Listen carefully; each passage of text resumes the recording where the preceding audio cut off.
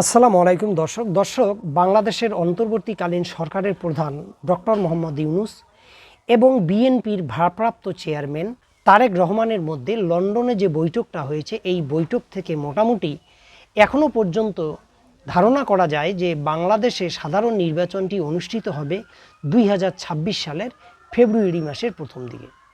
তো দর্শক, এই নির্বাচনে যদি সুষ্ঠু, অবাধ, শান্তিপূর্ণ এবং জনগণের অংশগ্রহণমূলক নির্বাচন হয়, এই নির্বাচনে বাংলাদেশের ক্ষমতায় আসলে কোন দল আসবে, এই নিয়ে বাংলাদেশিদের মধ্যে যেমন একটা জিজ্ঞাসা আছে, আন্তর্জাতিক মহলেও কিন্তু একটা জিজ্ঞাসা আছে যে বিশেষ করে ভারত এবং চীন, পাকিস্তান, এমনকি ইউরোপীয় ইউনিয়ন এবং মার্কিন যুক্তরাষ্ট্রেরও একটা উদ্বেগ, উৎকণ্ঠা কাজ করছে যে বাংলাদেশে শেখ হাসিনা বিহীন কোন সরকার ক্ষমতায় আসবে। তো দর্শক, এই যখন একটা মানুষের মধ্যে চিন্তা ভাবনা চলছে, ঠিক এই সময় একটি রিপোর্ট বেরিয়েছে, একটি জনমত সমীক্ষা বেরিয়েছে, যে জনমত সমীক্ষাটি বাংলাদেশের জনগণের যাদের বয়স 15 থেকে 35 এই সমস্ত তরুণদের মধ্যে একটি সমীক্ষা চালিয়েছে একটি সংস্থা। এই সংস্থাটির নাম হলো south Asian network on economic modelling. তো দর্শক, এই যে সংস্থাটি এই সমীক্ষাটি চালিয়েছে, এই সমীক্ষাটি যদি সত্যি হয় তাহলে বাংলাদেশে আগামীতে বিএনপিকে অনেকেই মনে করছে যে বিএনপি বাংলাদেশের ক্ষমতায় খুব সহজেই আসতে পারবে, কিন্তু না। বিএনপি ছাড়াও বাকি যে রাজনৈতিক দলগুলো আছে, বিশেষ করে জামায়াতে ইসলামী বাংলাদেশ এবং নতুন যে রাজনৈতিক দলটি যেটি বাংলাদেশের তরুণ সমাজ বলতে যারা বৈষম্য বিরোধী ছাত্র আন্দোলনের সঙ্গে যুক্ত ছিল, তারা যে রাজনৈতিক দলটি তৈরি করেছে এনসিপি, এরা কিন্তু বিএনপির সঙ্গে বড় ধরনের টক্কর দিতে পারে এবং টক্কর দেওয়ার সম্ভাবনা আছে যদি এই সংস্থার যে সমীক্ষা, জনমত সমীক্ষা, সেটাকে যদি আমলে নেওয়া যায়। তো দর্শক, এই যে সমীক্ষা, এই সমীক্ষার থেকে যে জিনিসটা উঠে এসছে সেটা হচ্ছে এই যে তরুণ সমাজের উপর এই যে সমীক্ষাটি চালানো হয়েছে, তাদের মতামত অনুযায়ী বাংলাদেশে 39% ভোট বিএনপি পাবে এবং প্রায় 22% ভোট জামায়াতে ইসলামীর পকেটে যেতে পারে এবং এনসিপি নামক যে রাজনৈতিক দলটি তৈরি হলো, যেটাকে নাকি মূলত বর্তমান অন্তর্বর্তীকালীন সরকারে তৈরি করেছে, তারা ভোট পাবে 15% এবং শেখ হাসিনার যে দল আওয়ামী লীগ, তারা পেতে পারে 15%। তো দর্শক, আপনারা জানেন বিএনপির সঙ্গে জামায়াতে ইসলামীর একটা দীর্ঘদিনের একটা জোটবদ্ধ রাজনীতি ছিল। এরা যে রাজনীতিটা করত সেটাকে বলা হতো 20 দলীয় রাজনৈতিক সংগঠন বা রাজনৈতিক জোট। এই দলটি জোটবদ্ধভাবে শেখ হাসিনার বিরুদ্ধে বিভিন্ন আন্দোলনে এরা যুক্ত ছিল এবং নির্বাচনও করত।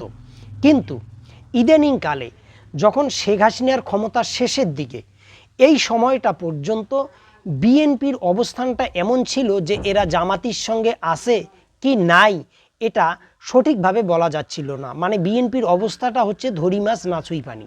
এটার পিছনে অনেক কারণও আছে, কারণ বিএনপি জামাতের সঙ্গে রাজনীতি করার ফলে আওয়ামী লীগের হাতে অনেকটা অস্ত্র চলে আসতো। অনেকেই মনে করেন যে জামায়াতে ইসলামী হচ্ছে বাংলাদেশের স্বাধীনতা বিরোধী একটি রাজনৈতিক শক্তি, যারা বাংলাদেশের যে স্বাধীনতা সেটাকে স্বীকার করে না এবং পাকিস্তানপন্থী এবং একটি মৌলবাদী রাজনৈতিক সংগঠন।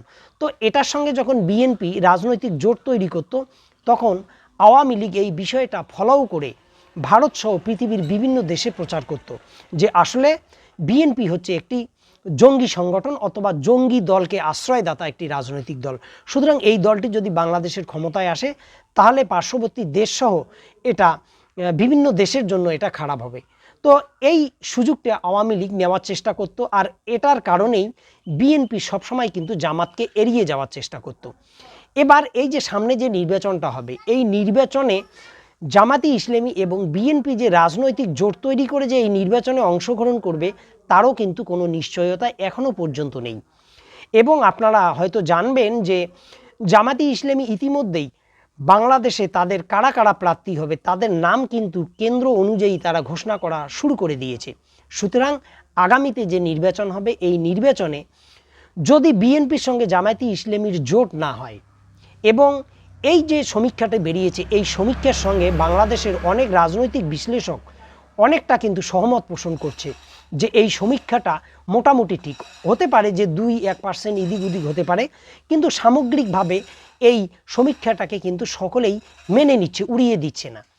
তো এক্ষেত্রে বিএনপির সঙ্গে জামাতের যদি জোট না হয়, আর জামাত যদি এক্ষেত্রে এনসিপি এবং অন্য কোনো ছোট মুসলিম যে দলগুলো আছে, ইসলামিক যে দলগুলো আছে, তাদের সঙ্গে যদি জোট করে এবং জোটবদ্ধভাবে বিএনপির বিরুদ্ধে লড়াই করে, সেক্ষেত্রে বিএনপি কিন্তু যে ভাবছে যে তারা আগামীতে খুব সহজভাবেই বাংলাদেশের ক্ষমতা দখল করতে পারবে, বাংলাদেশের ক্ষমতায় তারা আসতে পারবে, তাদের পক্ষ থেকে প্রধানমন্ত্রী হবে, সেটা কিন্তু নাও হতে পারে।